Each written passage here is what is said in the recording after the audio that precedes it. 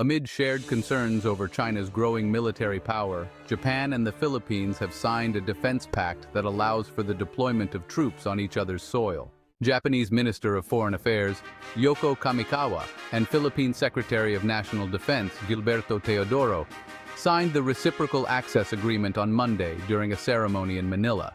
The pact will enable Japanese forces to participate in joint military exercises in the Philippines, while Filipino forces can carry out combat training in Japan.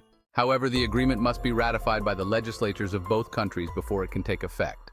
The new defense partnership comes as Japan and the Philippines, both long-standing U.S. allies, grow wary of China's assertiveness in the region. Beijing has laid claim to over 90% of the South China Sea, including areas within the exclusive economic zones of the Philippines and 4 other Southeast Asian nations. An international tribunal in 2016 ruled that China's maritime claims have no legal basis. Tensions have flared between China and the Philippines, with their coast guards and navies involved in numerous confrontations in the disputed waters.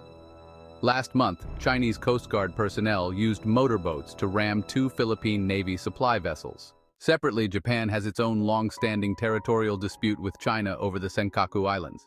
In response, Japanese Prime Minister Fumio Kishida has sought to bolster Japan's military capabilities, including through reciprocal access agreements with Australia and the United Kingdom. Meanwhile, Philippine President Ferdinand Marcos Jr. has forcefully condemned China's actions in the South China Sea, warning that the death of any Filipino at China's hands would be considered close to an act of war. Manila has existing defense pacts with Australia and the United States and is now exploring a similar agreement with France. In April, the leaders of the United States, Japan, and the Philippines held their first trilateral summit in Washington, D.C. as part of efforts to enhance military cooperation among the 3 countries.